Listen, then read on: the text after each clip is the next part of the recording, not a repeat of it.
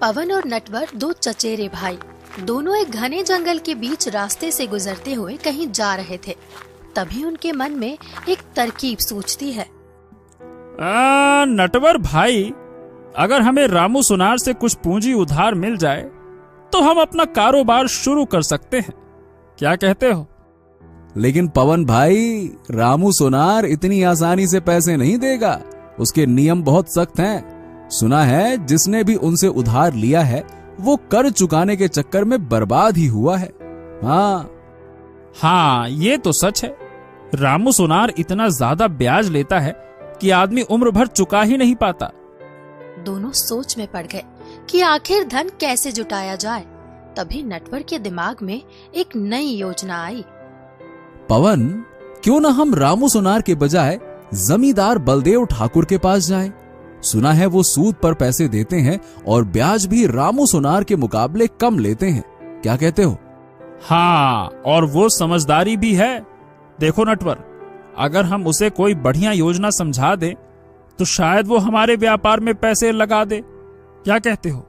हाँ, तुम सही कह रहे हो पवन। चलो हम लोग कल सुबह ही जमींदार बलदेव के पास चलते हैं, लेकिन उससे पहले हमें जल्दी से घर चलना चाहिए, वरना कुछ ही देर में रात होने वाली है। चलो।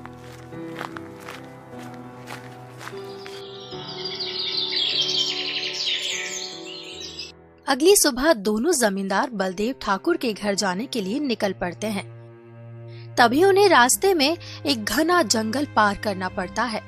रास्ता सुनसान था, चारों ओर सन्नाटा पसरा हुआ था। तभी उनकी नजर एक विशालकाय गुफा पर पड़ी, जो दिखने में काफी डरावनी लग रही थी। अरे, ये वही गुफा है जिसके बारे में लोग कहते हैं कि इसके अंदर जाने वाले कभी वापस नहीं आते। सुना है इस गुफा में कुछ रहस्यमयी शक्तियां रहती हैं। ओहो, हमें यहाँ से तुरंत निकल जाना चाहिए। सुना है जो भी इस गुफा में आया है वो या तो गायब हो गया या पागल होकर लौटा है। लेकिन तभी पवन की नजर फिर से गुफा पर पड़ी। रुको नटवर, रुको। अगर इस गुफा के अंदर कोई पुरानी कीमती चीज हुई तो क्या पता कोई छिपा हुआ खजाना हो। अरे, तू पागल हो गया है क्या? अमीर बनने के चक्कर में अपनी जान मत गवा। मुझे तो ये गुफा ही निगल जाने वाली लगती है। लेकिन पवन के कदम गुफा की ओर बढ़ चुके थे। अरे पवन, तुझे समझ में क्यों नहीं आ रहा? ये गुफा जितनी बाहर से रहस्यमयी दिखती है ना, बाप रे बाप, अंदर से उतनी ही खतरनाक होगी। देख लेना, कहीं ऐसा ना हो कि हम यहाँ फंस के रह जाएं। अरे भाई, तुझे किससे कहानियों पर ज्यादा भरोसा है या अपनी किस्मत पर? सोच, अगर इस गुफा में सच में कोई खजाना हुआ तो जमींदार बलदेव ठाकुर के आगे हाथ फैलाने की जरूरत ही नहीं पड़ेगी। हाँ। नटवर ने संदेह भरी निगाहों से गुफा की ओर देखा। अंदर घना अंधेरा था। और अगर अंदर सच में कोई रूहानी ताकत हुई तो? अरे, कोई भूत वूत नहीं होता है, ये सब गांव वालों की मनगढ़ंत कहानियां हैं। डर मत, अगर कुछ मिला तो आधा आधा बांट लेंगे, और क्या। इसके बाद दोनों ने एक धड़कते दिलों के साथ उस रहस्यमयी गुफा के अंदर कदम रखा। तभी उनकी नजर गुफा में बने एक काले घोड़े की मूर्ति की एक विशाल प्रतिमा पर पड़ी। घोड़े की आंखें खून जैसी लाल थी। बाप रे बाप, इतना विशाल घोड़ा और इसकी इतनी डरावनी आंखें! बाप रे बाप, मैंने पहले कभी ऐसा कुछ नहीं देखा। ये कोई आम मूर्ति तो नहीं लग रही। जैसे ही दोनों भाइयों ने घोड़े की मूर्ति को छूने की कोशिश की, तभी उस रहस्यमयी काले घोड़े की मूर्ति से हंसने की आवाज आई।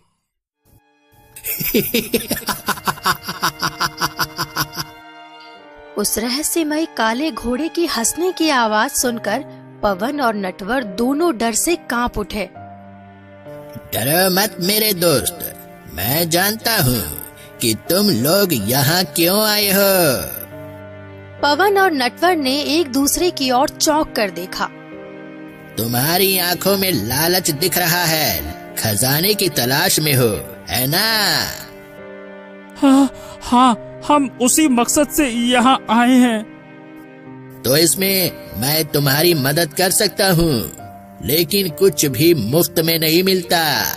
बदले में मुझे भी तुम्हारी मदद चाहिए। मदद? कैसी मदद?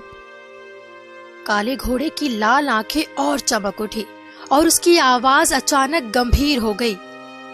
अगर तुम राजा विक्रम के 5 वर्षीय बेटे को मेरे पास अपहरण करके लाओगे तो मैं तुम्हें सोने का कुआं दिखाऊंगा। एक ऐसा कुआं जहां से तुम अपनी पूरी जिंदगी भर के लिए सोना निकाल सकते हो। क्या? तुम हमसे अपहरण करवाना चाहते हो? अरे ये तो पाप है।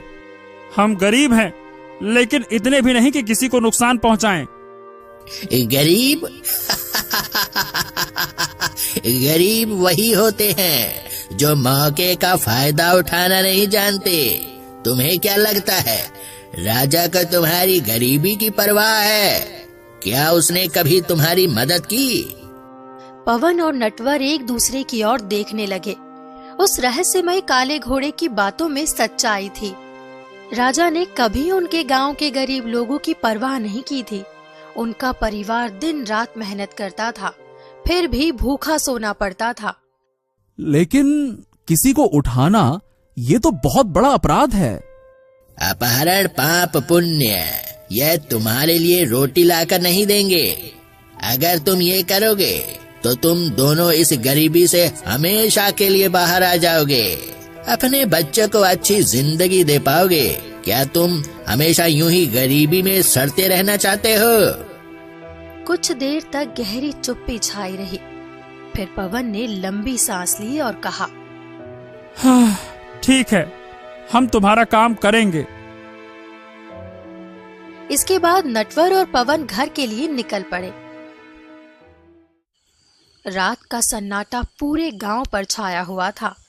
पवन और नटवर अपने घर पहुंच चुके थे, लेकिन उनके दिलों में एक अजीब सी उथल पुथल मची थी।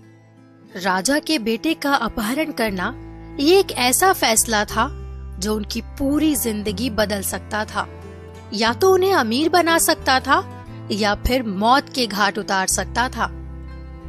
तुम दोनों की शक्ल क्यों उतरी हुई लग रही है? क्या हुआ? कहीं कुछ गलत तो नहीं कर बैठे? हमने एक बहुत बड़ा फैसला लिया है और तुम्हें भी उसके बारे में पता होना चाहिए। हाँ, हम राजा के बेटे का अपहरण करने वाले हैं। जैसे ही ये शब्द निकले, कमरे में घोर सन्नाटा छा गया। क्या तुम दोनों पागल हो गए हो? ये कितना बड़ा पाप है, तुम्हें अंदाजा भी है? अगर राजा को पता चला तो तुम दोनों को बिना सुनवाई के फांसी पर चढ़ा देगा। तो क्या करें? यूं ही भूखे मरते रहें? देखो रमा, मैंने और नटवर ने बहुत मेहनत की, बहुत संघर्ष किया, लेकिन हमें कुछ भी नहीं मिला। राजा को हमारी तकलीफों से कोई फर्क नहीं पड़ता।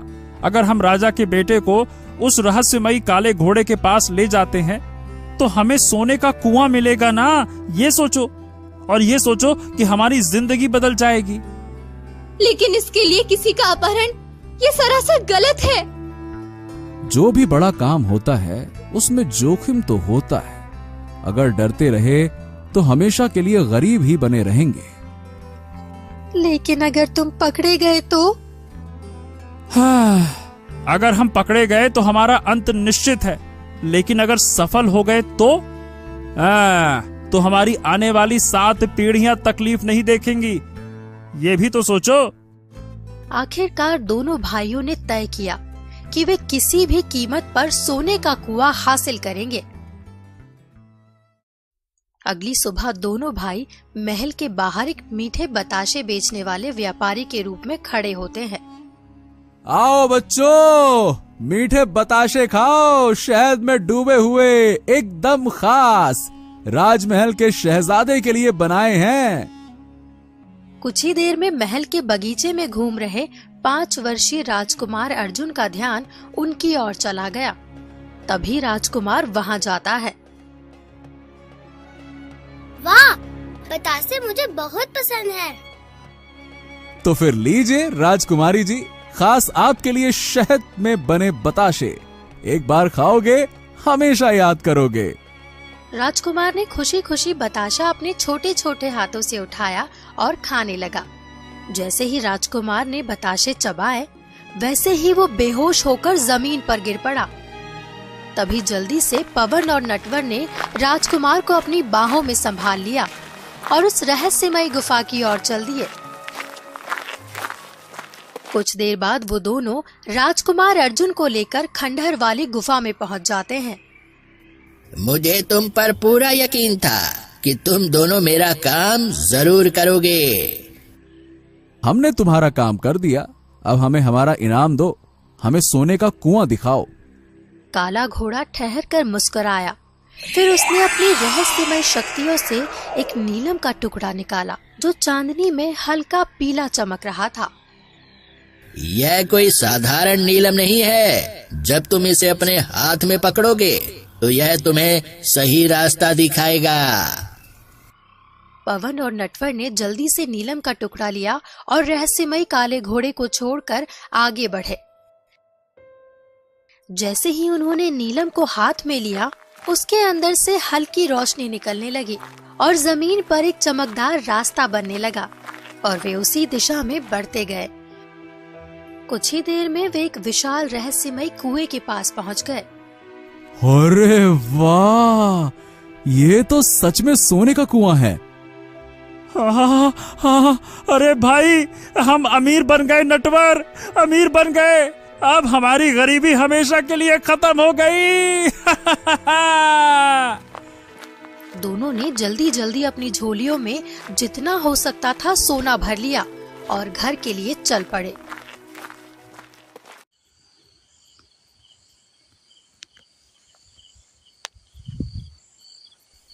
इतनी देर कैसे लग गई? मुझे तो डर लग रहा था कि कहीं कोई अनहोनी ना हो गई हो। अरे शुभ शुभ बोल भाई, अब से हम राजा महाराजाओं की तरह रहेंगे। भगवान की कृपा से हमारे भाग्य खुल गए। हम तो अमीर हो गए। इतना सारा पैसा। अब हमें किसी से भीख नहीं मांगनी पड़ेगी। अब तो सोने के रथ में बैठकर चलेंगे। अगली सुबह जब पवन और नटवर की आंखें खुली तो उन्होंने देखा कि घर अजीब तरह से खाली लग रहा था। चारों ओर नजर घुमाई, लेकिन ना उनकी पत्नियां थी और ना ही वो सोना। नटवर, अरे नटवर, सोना कहाँ गया? और हमारी पत्नियां कहाँ हैं? अरे ये क्या हो गया, क्या हो गया, क्या हो गया? क्या कोई लूट कर ले गया क्या? हाँ, नहीं, ये कैसे हो गया? हमने अपनी जान जोखिम में डालकर सोना हासिल किया और ये अचानक गायब कहाँ हो गया?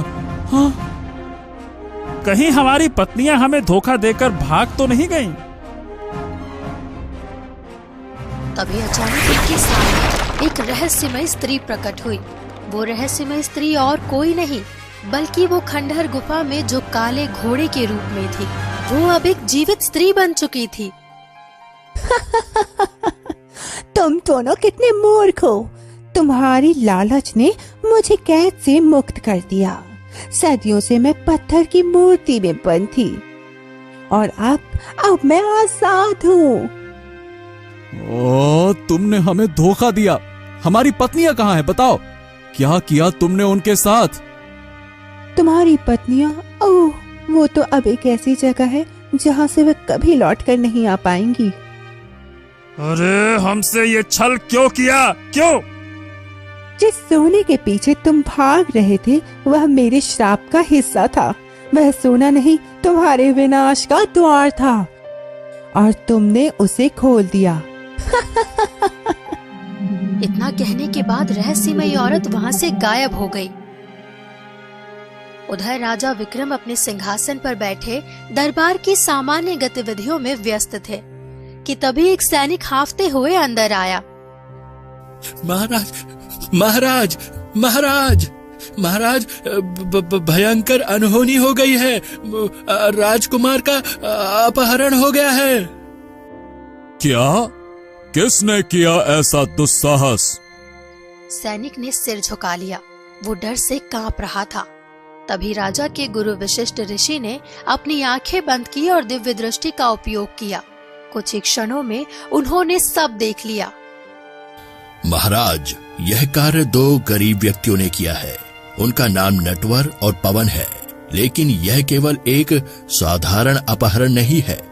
वे जिस खंडहर वाले गुफा में गए हैं वह शापित है। राजा विक्रम बिना देर किए सैनिकों के साथ गुफा की तरफ चल पड़े। जैसे ही वो गुफा के द्वार पर पहुंचे, तभी अचानक से राजा के सामने वो रहस्यमय स्त्री तलवार लेकर खड़ी हो गई। आज तेरा अंत होगा। तूने मुझे श्राप देकर एक काले घोड़े के रूप में पत्थर की मूर्ति बना दिया था, लेकिन अब मैं वापस आ गई हूँ। अब तुम्हारी मौत मेरे हाथों लिखी है। तभी राजा ने अपनी तलवार से उस दुष्ट रानी के ऊपर हमला कर दिया, लेकिन दुष्ट रानी अचानक गायब हो गई और तलवार के वार से बच गई। इसी बीच नटवर और पवन भी वहां पहुंच चुके थे। वे अपनी पत्नियों की तलाश में आए थे, लेकिन जब उन्होंने महल के अंदर का भयावह दृश्य देखा तो उनके होश उड़ गए। हे भगवान, हे भगवान, ये मैंने क्या कर दिया? मैंने क्या कर दिया? राजा विक्रम ने उन्हें क्रोध से देखा, लेकिन वशिष्ठ ऋषि ने हाथ उठाकर उन्हें शांत किया। तुम्हारी पत्नियां इसी महल में है, लेकिन जिस स्त्री को विक्रम ने श्राप दिया था वह अब जाग चुकी है। गुरुदेव, ये कौन है और इसे श्राप क्यों दिया गया था? यह स्त्री कभी एक शक्तिशाली रानी थी, जो अपने राज्य की सबसे सुंदर और बुद्धिमान स्त्री मानी जाती थी, लेकिन उसे असीम शक्ति की लालसा थी। उसने एक मायावी तांत्रिक से काल विद्या सीखनी शुरू कर दी। काल विद्या एक खतरनाक विद्या है जो किसी को अमरत्व, अजेय शक्ति और अनंत धन दे सकती है, लेकिन इसकी कीमत बहुत भयावह होती है। रानी ने यह विद्या सीखने के लिए 7 निर्दोष बच्चों की बलि दी थी। जब राजा विक्रम को यह बात पता चली तो उन्होंने उसे रोकने की कोशिश की, लेकिन तब तक रानी इतनी शक्तिशाली हो चुकी थी कि वह स्वयं को देवी मानने लगी थी। जब हमने उसे रोकने की कोशिश की तो उसने हमें जान से मारने का प्रयास किया था, लेकिन हमने उसे हराकर श्राप दिया कि वो एक विशाल काले घोड़े के रूप में पत्थर की मूर्ति बन जाएगी और इसी गुफा में हमेशा के लिए कैद रहेगी। लेकिन विक्रम, तुम्हारे श्राप की एक सीमा थी। जब भी कोई लालच और अंधकार की राह पर बढ़ता है, तब वह श्राप कमजोर पड़ने लगता है। नटवर और पवन के भीतर के लालच ने ही उस रानी को फिर से दोबारा जीवित कर दिया है। ये सुनकर नटवर और पवन को अपनी गलती का एहसास हुआ। तभी अचानक दुष्ट रानी प्रकट हो गई। विक्रम, तूने मुझे श्राप दिया, लेकिन आज मैं इन दोनों मूर्खों की वजह से श्राप से मुक्त हो गई हूँ। अब मैं फिर से दुनिया की सबसे शक्तिशाली रानी बनूंगी। दुष्ट रानी, तुम्हारी क्रूरता और अंधकार का अंत मेरे ही हाथों लिखा है। मैं तुम्हें दोबारा इस दुनिया पर अत्याचार करने नहीं दूंगा। विक्रम, तुमने मुझे कमजोर समझने की भूल की। अब देखो तुम्हारे साथ क्या होता है। इतना कहते ही जैसे ही वो दुष्ट स्त्री ने अपने दोनों हाथों को ऊपर की ओर बढ़ाया कि तभी एक रहस्यमयी चील प्रकट हुई।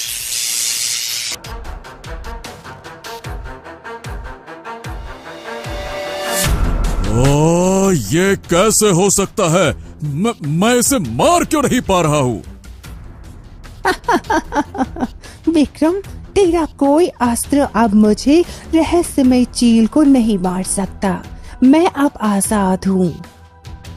महाराज, यह दुष्ट स्त्री तब तक अमर रहेगी जब तक इस रहस्यमयी चील का अस्तित्व बचा रहेगा। इसकी शक्ति उसी में समाई हुई है। यदि इसे समाप्त कर दिया जाए तो उस चील का अंत तो होगा ही, साथ साथ दुष्ट रानी हमेशा के लिए नष्ट हो जाएगी। तलवार से इस दुष्ट चील के अस्तित्व को काटकर अलग कर दीजिए तभी इस अंधकार का अंत संभव होगा। नहीं, ऐसा मत करना। मैं अब किसी को भी परेशान नहीं करूंगी। मैं अपनी शक्ति का गलत उपयोग नहीं कर पाऊंगी। कृपया कृपया मुझे छोड़ दो। लेकिन राजा विक्रम दुष्ट रानी की एक भी बात नहीं सुनते और तलवार से उस दुष्ट चील का सिर धड़ से अलग कर देते हैं और फिर उस चील और उस दुष्ट रानी का अंत हो जाता है। तभी महल की दीवारों से एक रहस्यमयी रोशनी निकली, जिसमें से राजकुमार और नटवर पवन की पत्नियां आजाद हो जाती है। नटवर और पवन ने राजा से अपने द्वारा की गई गलतियों की क्षमा मांगी।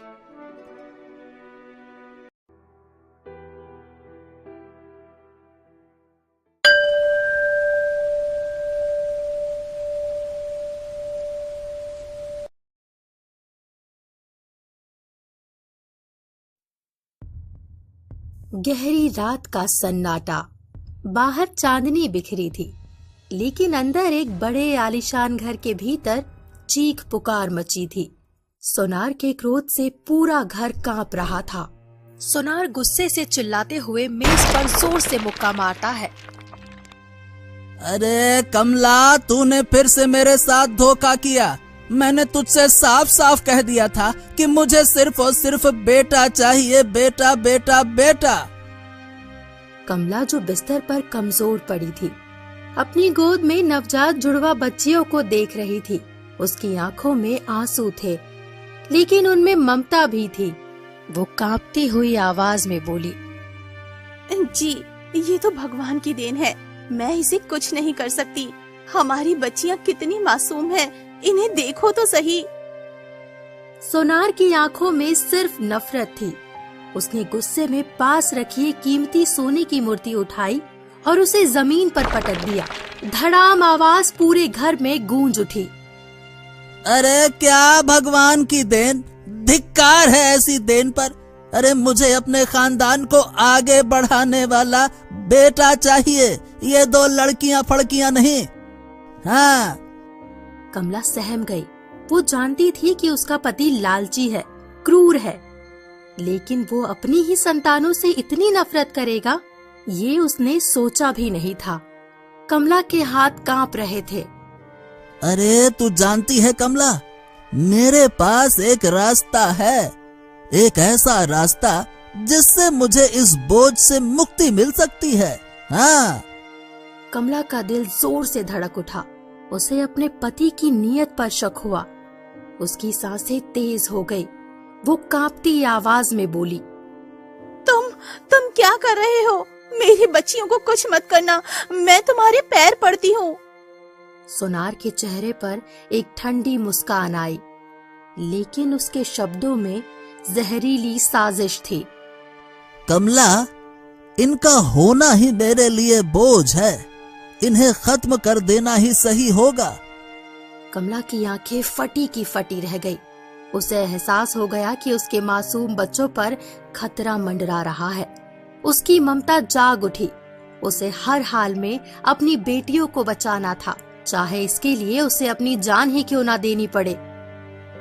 नहीं नहीं, ये मासूम है, इनका क्या कसूर है? तुम इन पर रहम करो, मैं तुम्हारे पैर पड़ती हूँ, इन्हें छोड़ दो। कमला अपने नन्ही बच्चियों को अपनी छाती से कसकर चिपका लेती है, जैसे उनकी ढाल बन गई हो। लेकिन सोनार की आंखों में दया नाम की कोई चीज नहीं थी। उसका चेहरा कठोर हो गया। अचानक उसने झपट्टा मारा और कमला की गोद से दोनों बच्चियों को जबरदस्ती खींच लिया। नहीं, भगवान के लिए ऐसा मत करो, ये तुम्हारी ही औलाद है। सोनार ने कमला की एक ना सुनी।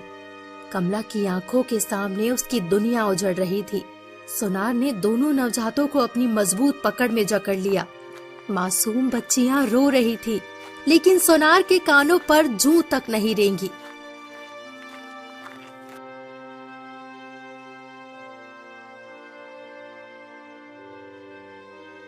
रात घनी हो चुकी थी।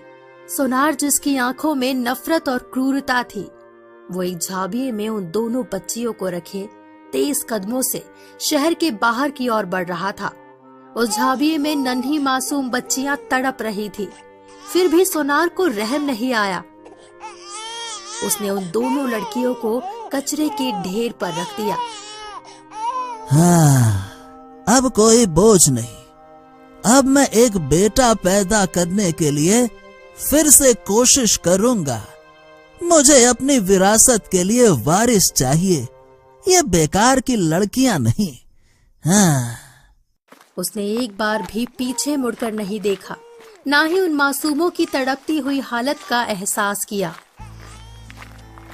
कुछ देर बाद एक गरीब किसान रामू अपनी पत्नी गौरी के साथ वहां से गुजर रहा था। अचानक उनके कदम धीमे हो गए जब उन्होंने बच्चों के रोने की आवाज सुनी। जैसे ही वे कचरे के करीब पहुंचे, हल्की सिसकियों की आवाज और तेज हो गई। गौरी की नजर जैसे ही उस कचरे के एक झाबिये में रखी उन दोनों बच्चियों पर पड़ी, उनकी आंखों में आंसू भर आए। रामू, ये तो नवजात बच्चियां हैं। अरे अरे अरे अरे अरे, ये क्या? ये कैसी तो दुनिया है। कोई संतान के लिए तरसता है और कोई उन्हें देखो यूं ही फेंक देता है। ये क्या है? गौरी ने कांपती उंगलियों से एक बच्ची को गोद में उठा लिया। रामू देखो, कितनी प्यारी है ये। हमें इन्हें अपने साथ ले जाना चाहिए। हाँ, लेकिन गौरी, हम खुद मुश्किल से 2 वक्त की रोटी जुटा पाते हैं। हम इन दोनों को आखिरकार पालेंगे कैसे? भगवान ने हमें मौका दिया है रामू। मैं इसे अपनी बेटी बनाकर पालूंगी। अगर हम इन्हें छोड़ देंगे तो ये मर जाएंगी रामू। गौरी, लेकिन ये तो 2 लड़कियां हैं। हम 2 लड़कियों को पाल नहीं सकते।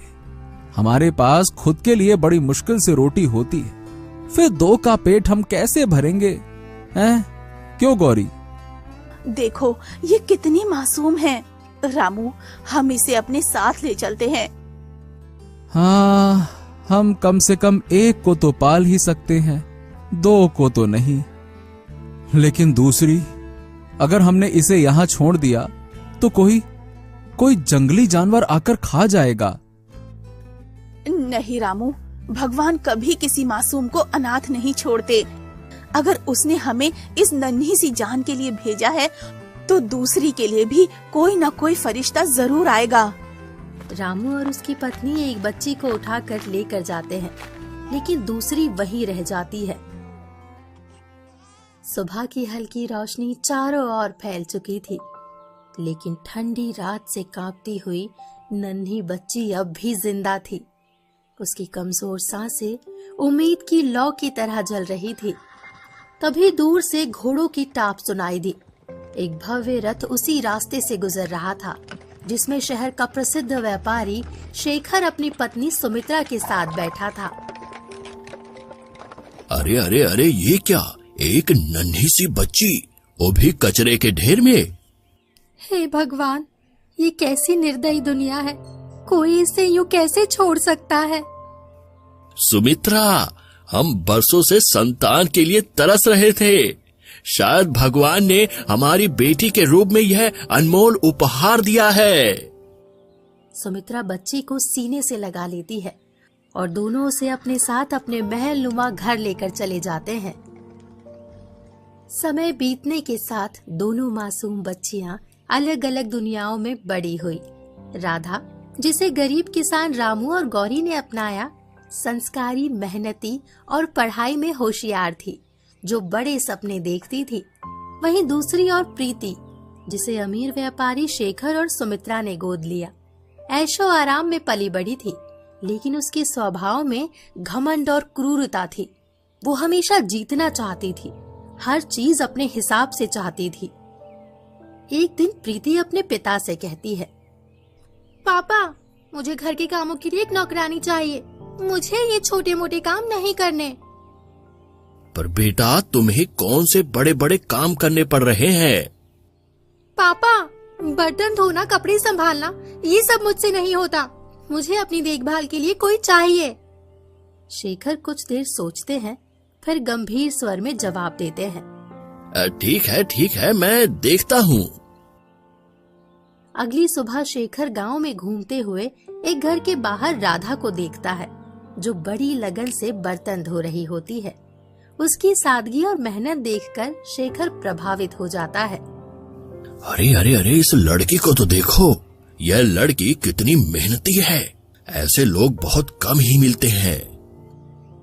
शेखर पास से गुजरते हुए एक गांव वाले से पूछता है, ये लड़की कौन है? यहाँ काम क्यों कर रही है? साहब, ये राधा है। बहुत ही गरीब घर से है, लेकिन मेहनती बहुत है। अपने माँ बाप का हाथ बटाने के लिए यहाँ काम करती है। क्या तुम इसके घर का पता जानते हो? हाँ साहब, इसके पिता रामू का घर पास ही की बस्ती में है। छोटा सा घर है, लेकिन इज्जतदार लोग हैं। शेखर रामू के घर पहुंचता है। रामू एक टूटी फूटी झोपड़ी के बाहर ही खड़ा होता है। रामू भाई, मैं शेखर हूँ, शहर का व्यापारी। मैं आपकी बेटी को अपने घर काम पर रखना चाहता हूँ।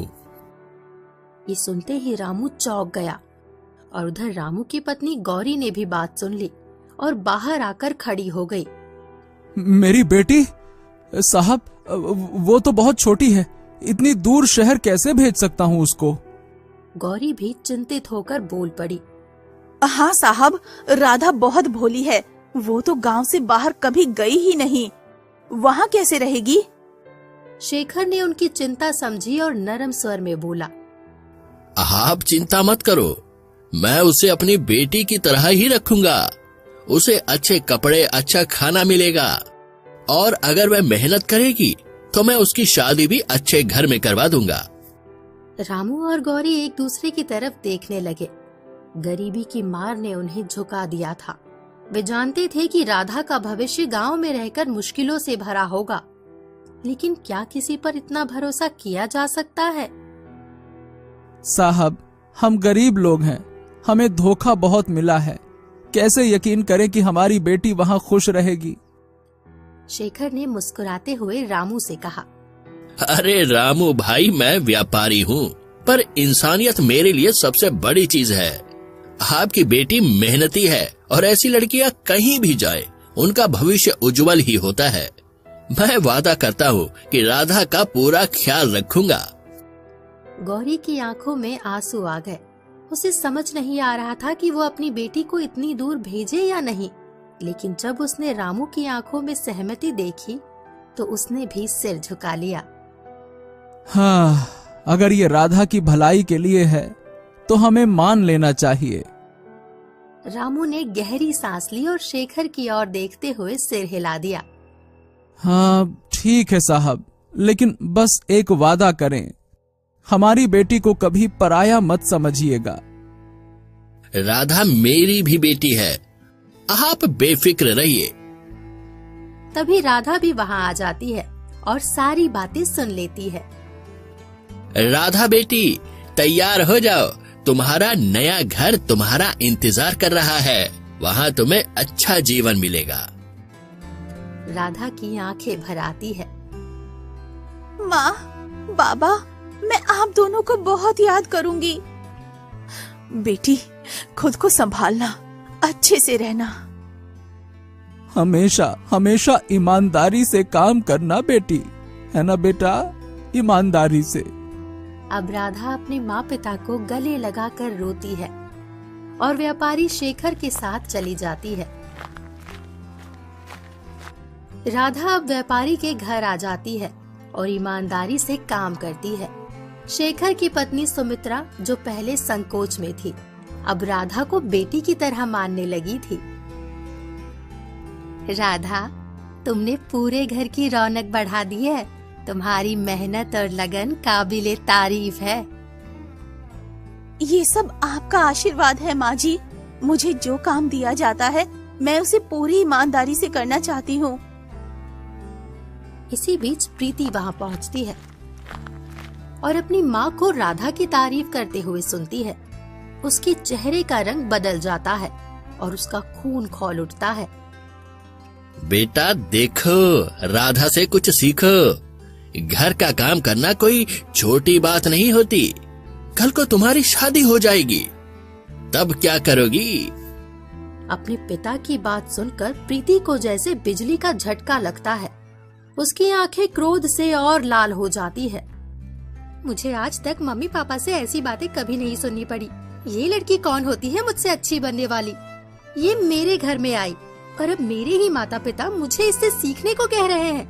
नहीं, इसे यहाँ ज्यादा दिन नहीं टिकने दूंगी।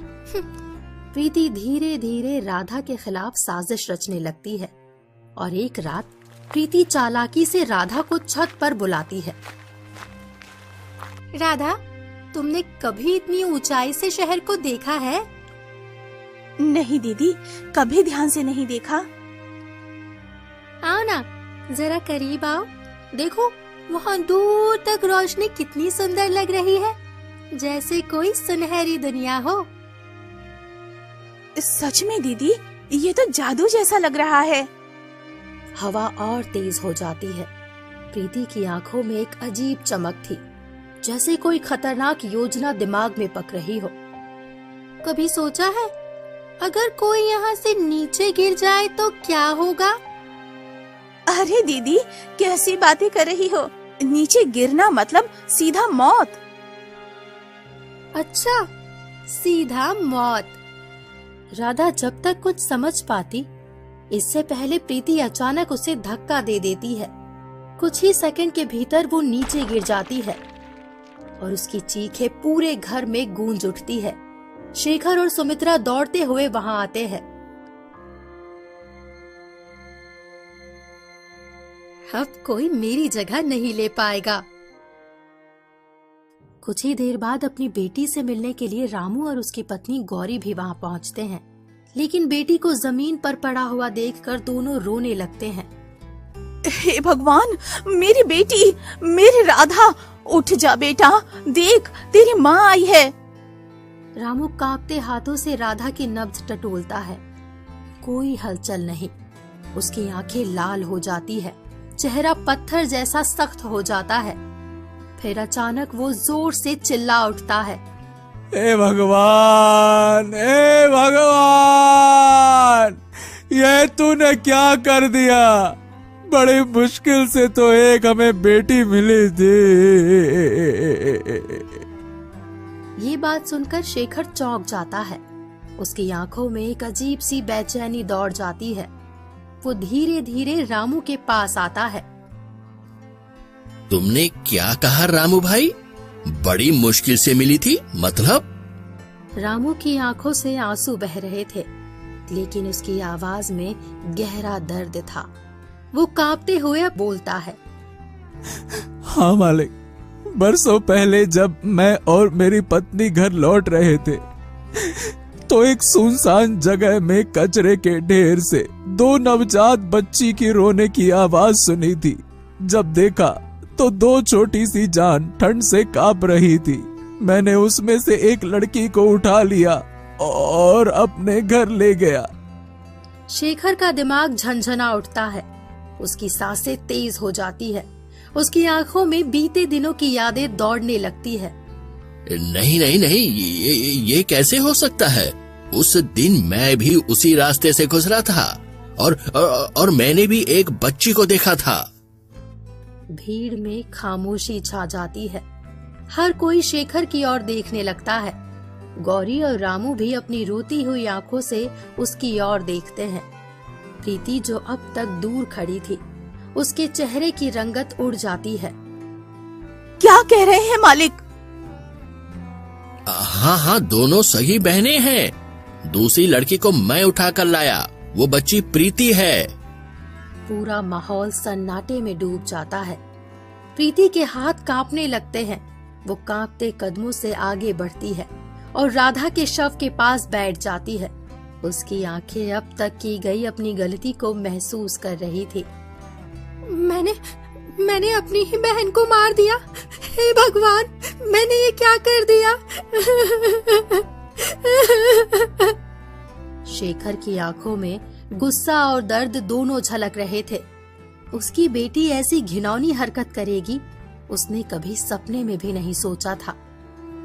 तूने मेरी उम्मीदों को तोड़ा है प्रीति।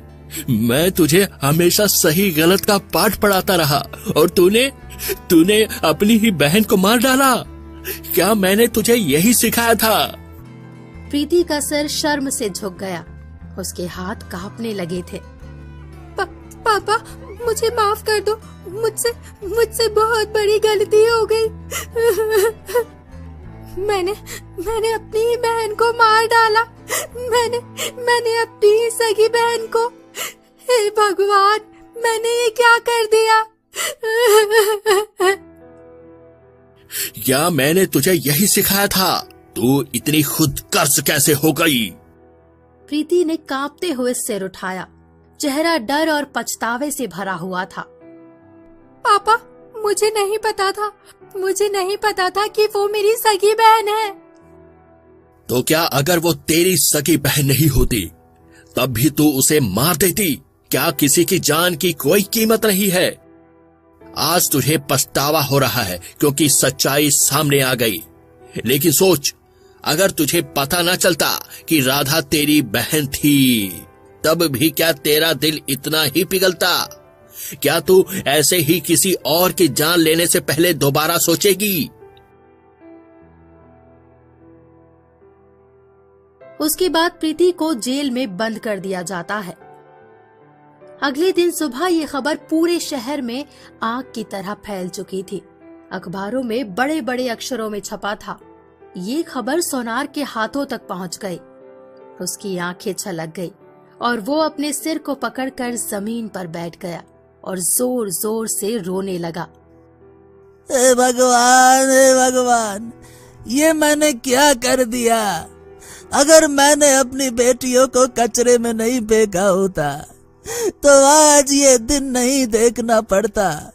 मेरी ही गलती की सजा है। आज मेरी बेटियां भुगत रही है। अगर मैं उस रात अपनी पत्नी की बात मान जाता तो आज मेरी दोनों बेटियां जिंदा होती। कमला, उसकी पत्नी, दरवाजे पर खड़ी ये सब सुन रही होती है। उसकी आंखें लाल थी, दर्द से भरी हुई। वो आगे बढ़ती है और सोनार के सामने खड़ी हो जाती है। मैंने कहा था ना, बेटी और बेटे में कोई फर्क नहीं होता, लेकिन तुमने नहीं सुना और देखो, तुम्हारी एक गलती ने हमारी दोनों बेटियों की जिंदगी तबाह कर दी। सोनार सिर झुका लेता है। शब्द उसके गले में अटक जाते हैं। उसकी आंखों में अफसोस, गलती और शर्मिंदगी तैर रही थी। वो चाहता था कि समय वापस लौट आए, लेकिन अब कुछ नहीं बदला जा सकता था।